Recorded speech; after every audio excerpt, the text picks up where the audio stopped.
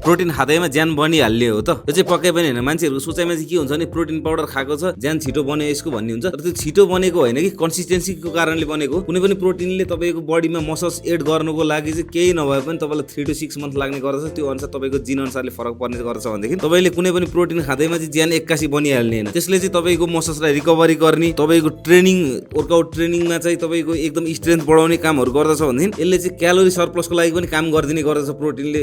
जुन कारणले गर्दा चाहिँ हामीलाई वर्कआउट अनि मसल गेनको लागि हेल्प हुने मात्र हो। जुन चाहिँ हामीले फुडमा खाना खाँदाखेरि धेरै एक्सेसिभ खाना खानुपर्ने त्यो एमाउन्टको प्रोटिन चाहिँ हाम्रो बडीलाई पुर्याउनको लागि धेरै खाना खानुपर्ने हुन्छ र त्यही खानाको ठाउँमा चाहिँ खाना खानु नसक्ने मान्छेको लागि चाहिँ प्रोटिन हो। तपाईँ नेचुरली नै खाना धेरै नै पेलेर खान सक्नुहुन्छ, एकदमै प्रोटिन भएको डाइट कन्सिस्टेन्ट भएर खान सक्नुहुन्छ भने त खानामै नै राम्रो हुन्छ। तर प्रोटिन खाँदैमा चाहिँ आजको भोलि नै ज्यान बन्ने भन्ने चाहिँ हुँदैन। केही समय चाहिँ लाग्छ र त्यो समय मलाई नै लागिरहेको छ। मैले अहिले चाहिँ रेगुलरली 4 महिना जति भयो प्रोटिन खान थालेको भनेदेखि त्यस 4 महिनाको फेजमा ग्रो अप राम्रै नै भएको छ। म चाहिँ लगभग 60 केजीको मान्छे चाहिँ 70 केजी हाराहारी भइसक्यो। 72 केजी पुगेको थिएँ, अहिले चाहिँ म घटेर 70 केजीमा छु। 2 केजी घटिसकेँ र यति भन्दै मेरो डे 37 चाहिँ यही गर्न चाहन्छु।